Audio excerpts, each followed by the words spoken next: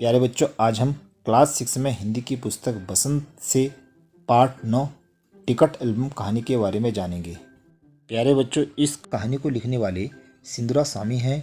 यह कहानी एक छोटे बच्चे की कहानी है। इस कहानी में राजप्पा नाम का एक बालक को टिकट इकट्ठा करने का बहुत ज़्यादा शौक था और वह टिकट को इकट्ठा करने के लिए इधर से उधर जाता था। जब वह विद्यालय से घर लौटता था तो वह कई मीलों तक टिकट ढूंढने के लिए जाता था। इस प्रकार उसने टिकटों का एक बहुत बड़ा एल्बम बना दिया और एक दिन उस एल्बम को लेकर राजप्पा अपने स्कूल में चला गया। अपने साथ के सभी विद्यार्थियों को दिखाया। सबने उस एल्बम को बहुत पसंद किया। अब राजप्पा की अपने स्कूल में एक अलग पहचान बन गई। लेकिन कहानी में एक मोड़ यह आता है कि अचानक उसी की कक्षा का एक बालक नागराज होता है। उसके मामा एक दिन अपने भांजे के लिए सिंगापुर से एक टिकटों का एल्बम लाते हैं। वह एल्बम राजप्पा के एल्बम से बहुत ही सुंदर होता है।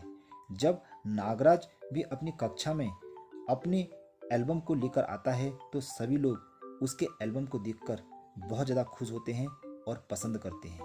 अब क्लास में नागराज की धाक राजप्पा से ज़्यादा जमने लगती है। लोग राजप्पा के एल्बम को कम पसंद करने लगते हैं और नागराज के एल्बम को ज़्यादा पसंद करने लगते हैं। अब राजप्पा को क्लास में कोई पूछता भी नहीं था। राजप्पा मन ही मन नागराज से ईर्ष्या करने लगा। उसका मन क्लास में पढ़ने में भी नहीं लगता था और कक्षा में भी सभी उसे चिढ़ाने लगे, जिसके कारण वह विद्यालय जाना भी अब पसंद नहीं करने लगा। एक दिन अचानक राजप्पा नागराज से मिलने उसके घर पहुंचा, लेकिन घर में राजप्पा नहीं था। उसकी बहन थी। बहन ने कहा, मेरा भाई किसी जरूरी काम से शहर गया है। तब राजप्पा की बहन ने नागराज को अपने भाई के कमरे में बैठने के लिए कहा। राजप्पा कमरे में बैठने के लिए चले जाता है। तब अचानक उसकी नज़र नागराज के एल्बम पर पड़ती है जो अलमारी में रखा होता है। राजप्पा ने तुरंत एल्बम को उठाकर अपनी शर्ट के अंदर डाल दिया और वहां से निकलकर अपने घर चला गया। कुछ देर बाद नागराज शहर से वापस अपने घर पहुंचा। जब वह अपने कमरे में गया तो उसने वहां एल्बम नहीं देखा तो नागराज बहुत ज़्यादा परेशान हो गया। उसने अपने दोस्तों को सारी बात बता दी है और दूसरी तरफ राजप्पा ने डर से एल्बम अपनी अलमारी के पीछे छिपा दिया। उसे डर के मारे रात भर नींद नहीं आई।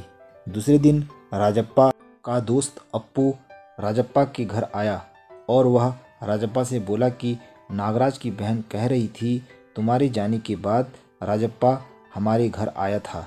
अप्पू बोला कि अब उन्हें तुम पर भी शक है।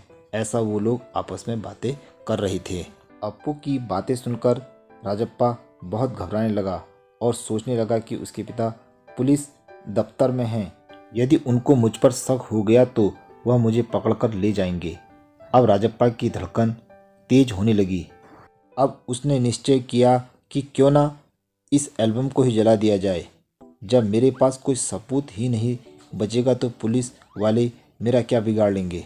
उसने तुरंत अंगीठी में एल्बम डाल दिया।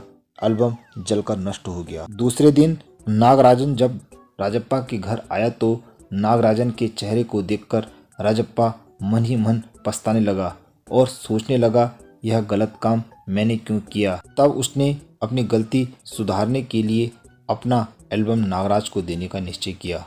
नागराजन मना करने लगा लेकिन राजप्पा नहीं माना और रोते रोते अपना एल्बम नागराज को दे दिया।